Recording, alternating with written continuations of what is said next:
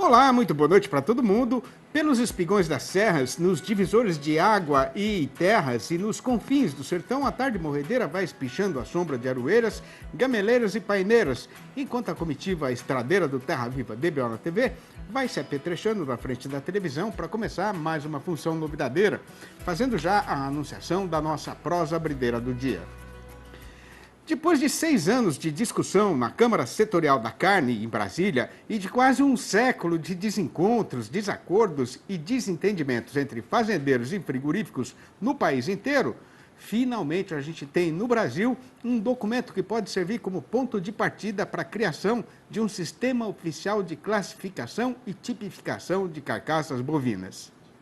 Conforme os companheiros e companheiras boiadeiros têm perfeito conhecimento, este assunto tem sido, desde sempre, motivo de brigas e acusações entre os dois lados do mercado, por falta de um entendimento a respeito do que deve ser valorizado, mas também do que tem de ser penalizado nos animais mandados para o gancho nas indústrias nacionais.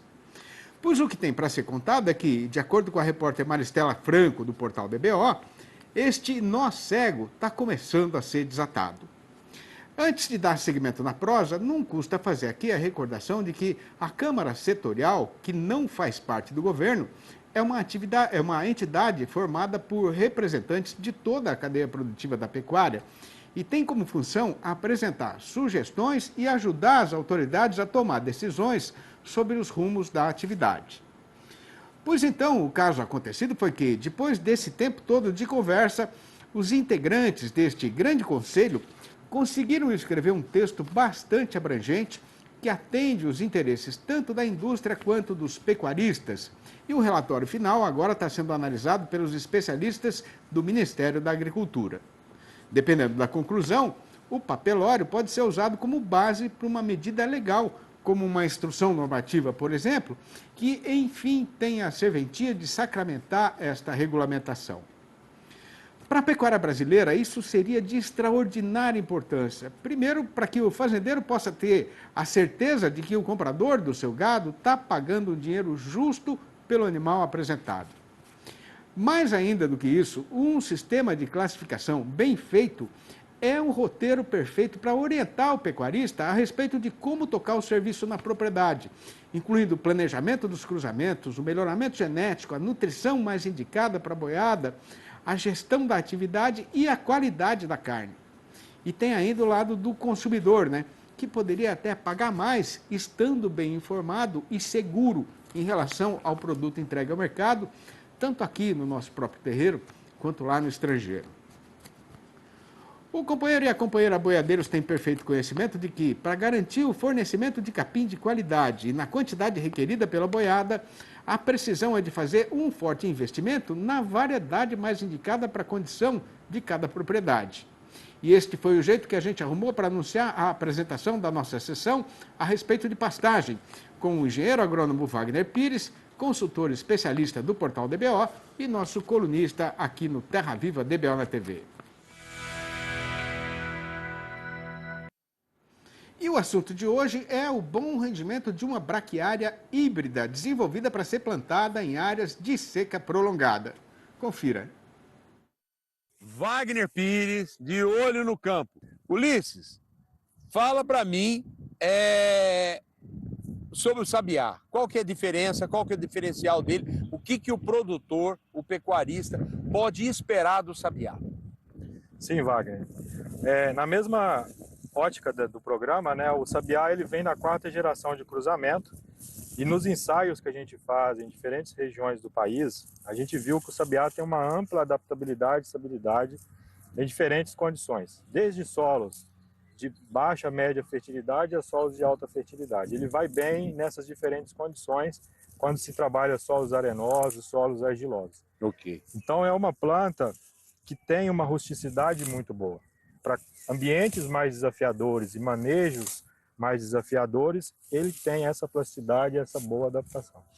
Em termos de seca, a gente aqui é uma área de sequeiro, não tem irrigação. Não. E a gente observa que ele está tendo um diferencial, apesar que a gente está aqui numa faixa de bordadura aqui, ele está tendo um diferencial visível em relação ao restante do experimento, né? Exatamente, mas por que isso, né? Tem uma razão de ser. Tudo na vida tem um porquê das coisas, né? Então, a gente fez os trabalhos aqui no período de seca e a gente viu que o sabiá tem um sistema radicular muito profundo.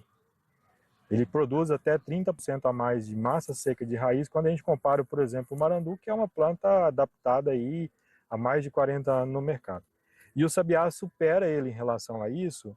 E o interessante, Wagner, é que essa resposta você vê na rebrota. Veja, por exemplo, isso aqui, a desfolha ocorreu em maio desse ano. Estamos aqui em 2022, em final da seca, em setembro, e você vê que, olha a quantidade de acúmulo de massa que ele acumulou. Sim. E toda essa massa que você acumulou, que o animal vier fazer desfolha aqui, é lâmina. Lâmina.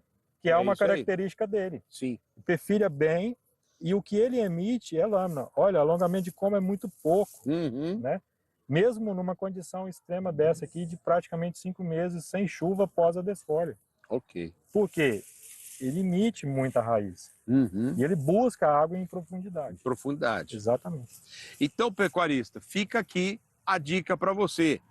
O sabiá é uma alternativa, com certeza, para regiões com estresse hídrico e para ter uma melhor qualidade de forragem, mesmo no período de seca. Tá bom? Caiana e sabiá da Barenbrug, e vamos experimentar, vamos testar, vamos avaliar e vamos tirar as nossas conclusões aí no mercado. Tá bom? Grande abraço a todos e até a próxima, se Deus quiser. Abraço, até a próxima. Obrigado, Wagner. A recomendação do seu Sebastião Moreira, que conhece bem essa estrada, é de fazer uma parada ligeira na beira do Ribeirão do Vintém, ali onde tem uma gameleira baixa e copada. Mas assim que a boiada estiver um pouco mais descansada, esta nossa lida machadeira já vai ser retomada. Aguarde. Com o 2022 chegado já no seu trecho derradeiro, hoje os companheiros e companheiras boiadeiros recordam com saudade aquele tempo de felicidade que foi o começo do ano, né? Quando a arroba do boi gordo pegou um trieiro autista e chegou aos R$ 330 no mercado paulista, né? Mas de lá para cá, a nossa praça boiadeira embicou numa descida de ribanceira até chegar na semana passada na menor cotação desde aquele janeiro de tão boa recordação. Mas a questão é que, com a demanda aumentando e a oferta de gado terminado apertando, a previsão é de uma melhora da situação nas próximas semanas. E para saber qual lado o carretão vai andar no estradão, a gente convidou para a nossa entrevista do dia a médica veterinária Júlia Zenatti, analista da Scott Consultoria, que vai participar da função falando ao vivo pelo computador, diretamente de Bebedouro, aqui no interior paulista. Boa noite, Júlia. Uma grande satisfação ter a sua presença aqui no nosso arranchamento internético e eletrônico. Seja muito bem-vinda e fique muito à vontade. Obrigada, Sidney. Boa noite. É um prazer estar aqui representando a Scott hoje. Ô, Júlia, lembrando lá de janeiro, né? O que é que estava fazendo o preço do boi subir mais do que rojão de vara em festa de São João naquela época, hein? Sidney, então, ano passado a gente teve aquele problema com os casos atípicos da encefalopatia espongiforme bovina, né, a doença de vaca louca, como a gente escuta aí comumente falar, que fez com que o Brasil interrompesse o comércio com a China temporariamente. Então, eles são nosso maior parceiro internacional, responsável por grande parte da demanda, né?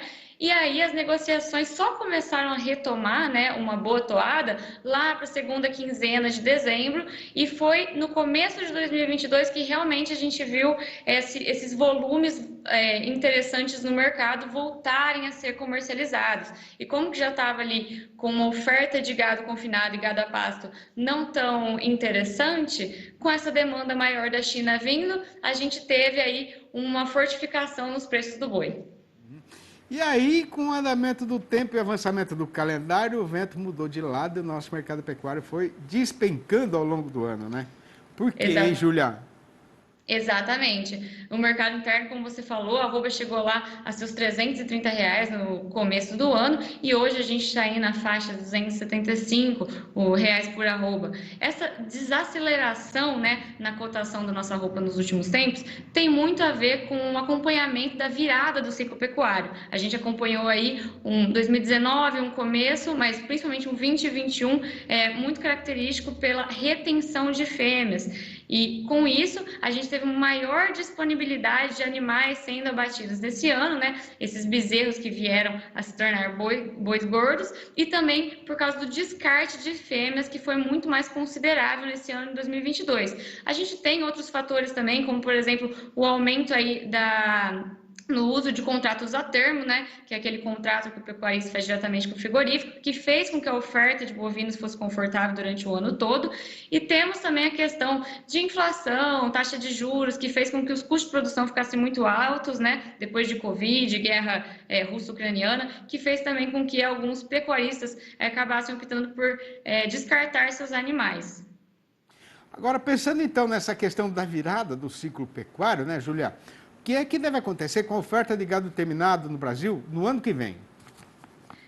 Sim, a tendência que a gente tem, que a gente tem acompanhado, né, é de que a oferta venha ainda maior no ano que vem, justamente por esse cenário de virada do ciclo, onde a gente vai continuar vendo um descarte maior de fêmeas, né, e encorpando aí o volume de animais disponíveis para o abate. Então, como não está atrativo no momento de investir no mercado de cria aí, né, como a gente está vendo, o preço do bezerro lá embaixo, o preço da reposição lá embaixo, a tendência é que aumente o descarte dessas fêmeas, e isso retrate aí um mercado bem ofertado em 2023.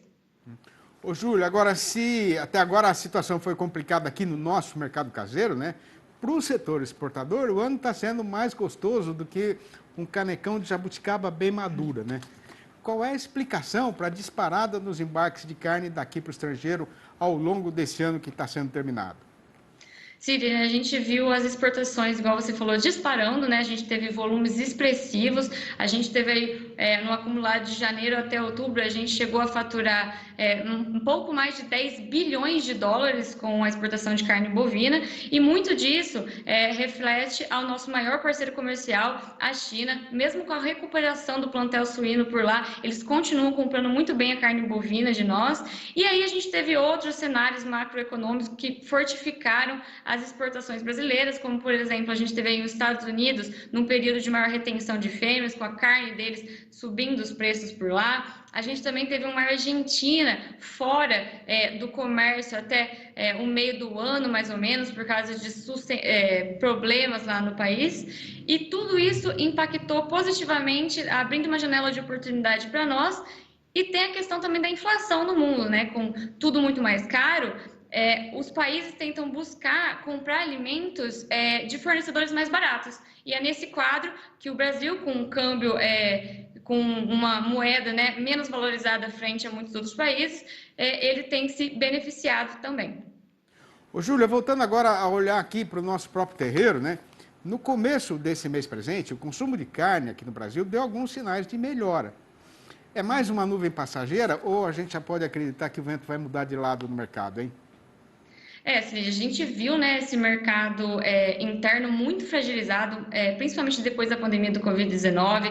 O nosso consumidor doméstico, ele perdeu o poder de compra dele, e aí os hábitos alimentares se adaptaram a isso, né? Então, a gente viu uma redução no consumo de carne bovina. A gente aqui na Scott até fez uma projeção uns tempos atrás de que aproximadamente hoje o consumo de carne bovina per capita aqui interno está entre 24 quilos. A gente já teve patamares muito melhores. Porém, as perspectivas, ao que tudo indica agora para o final do ano, começo de 23, são de melhora sim. A gente está tendo o quê? O brasileiro gosta de festa, a gente está tendo Copa do Mundo agora, já iniciaram os jogos, a gente viu já uma maior procura pelos cortes grill, né, que são os cortes que vão para churrasqueira, para churrasco. E aí a gente tem índices macroeconômicos, como por exemplo, índice de desemprego nos menores patamares desde 2015, o PIB brasileiro tem sido revisado positivamente, a gente também tem aí o Banco Central trazendo uma expectativa de inflação menor até o final do ano. Tudo isso pode impactar no bolso do consumidor brasileiro, favorecendo o consumo. Então, portanto, essa busca aí pela carne bovina vai depender tanto do poder de compra, né, quanto também do repasse de baixas aí do atacado e do varejo, né? Para que caiba no bolso do consumidor. Sempre, né? Agora, Júlia, para arrematar a prosa, então, como é que está hoje a oferta de gado terminado nas principais regiões de comercialização do país, hein? Então, Cid, a gente viu nesses últimos meses um preço derretendo e um mercado muito ofertado, né? A gente viu um período ali, início de novembro, as indústrias com escalas super longas para mais de mês já fechado, mas desde o começo desse mês a gente já estava apontando para uma redução na oferta desse gado a partir da segunda quinzena de novembro. Um fator que colabora com isso, que eu vou até citar aqui o Confina Brasil, que é a expedição aqui da Scott Consultoria, a gente está trabalhando no nosso benchmark, mas alguns dados já apontam uma concentração de gado confinado no segundo giro, né, em setembro. Então, o que a gente pode ver agora é uma janela, né, uma lacuna daqui até os próximos dias, até assim, final de dezembro, começo de janeiro. Então, conversando com os pecuaristas diariamente, igual a gente faz aqui na Scott, a gente já veio notando uma oferta menor e como a gente pode confirmar isso? Através do próprio mercado futuro, que já ultrapassou aí os R$300 por arroba para os contratos mais próximos, de dezembro e janeiro. Então, tudo indica que o mercado já está visualizando aí um momento de menor oferta. Muito bom. Júlia, muito obrigado pelas suas informações, viu? Volte sempre aqui para cruzar com a gente. Um abração para você e dá um abraço para toda a turma aí da Scott. Até a próxima. Obrigada, Sidney. Até a próxima. Foi um prazer. Tchau, tchau. E veja a seguir. Com o penúltimo mês do calendário chegando no seu trecho derradeiro, o trabalhador brasileiro está ficando animado com o 13º salário. O açougueiro está apostando na volta da freguesia, mas o comprador de gado já está ficando apertado outra vez por causa da escassez de mercadoria. É já que a gente vai voltar, aguarde. A amiga pecuarista que esticar a vista ali para diante daquela ponte e olhar bem para o horizonte, vai poder ver o dezembro apontando na curva da estrada boiadeira e levantando poeira. E quem prestar um pouco mais de atenção vai perceber que está vindo junto uma firme esperança de que possa acontecer alguma mudança no rumo que foi tomado pelo carretão no mercado. A parte principal da explicação para esta situação atual é que, depois de ficar passando vontade o ano inteiro, o trabalhador brasileiro finalmente vai ter dinheiro para comprar carne e matar esta saudade. Conforme a gente já falou aqui mais do que uma vez, novembro é um mês diferente dos outros. Primeiro porque até o dia 30 as empresas têm de fazer o pagamento do 13º salário para os seus empregados registrados. Mas além disso, e também por causa disso, com a chegada do final do ano, o comércio em geral, contando com a volta da freguesia, sempre contrata muitos funcionários temporários, que também vão consumir mais e ajudar a empurrar a roda da economia. Aí, com o tempo cumprindo o seu roteiro costumeiro de querer correr mais ligeiro do que o cavalo rei dos parelheiros, agora está faltando exatamente uma semana para a virada do calendário e tanto o distribuidor atacadista quanto o comerciante varejista já estão no eito campeando mercadoria para reforçar o estoque da Câmara Fria, apostando no aumento do movimento daqui para frente. E até o setor exportador, que normalmente fica mais sossegado no fechamento do ano, continua nadando de braçada, com embarques e faturamento acima do que estava sendo esperado. A questão é saber quem é que vai fazer o abastecimento, porque as boiadas engordadas na derradeira rodada da atual temporada do confinamento já estão praticamente no fim. E o gado de capim ainda vai demorar para chegar no ponto de ser apresentado no mercado. O resultado foi que no balanço do dia da Scott Consultoria foram apuradas mudanças nas cotações em 8 das 32 regiões pesquisadas no Brasil inteiro, sendo que a arroba subiu em 7 destas praças e só em uma única e solitária ela foi na direção contrária. Esta uma foi o oeste do Maranhão, onde a vaca piorou para R$ 238,50 a prazo e livre do Fundo Rural. Já em Três Lagoas, no estado de Mato Grosso do Sul, a alta foi geral, com o macho indo para R$ 253,00 e a fêmea para R$ 236,50. No sudoeste de Mato Grosso, o boi pulou para R$ 241,50 e a vaca para R$ 226,50. No sudeste do estado, a fêmea melhorou para R$ 226,50. No sul das Minas Gerais, o boi avançou para R$ 268,00 e a vaca para R$ 258,00. No mesmo trieiro foi o Triângulo Mineiro, que trabalha agora com o macho a R$ 258,00 e a fêmea a R$ 245,50. No sudeste da Rondônia, o boi já não sai mais por menos do que R$ 236,50.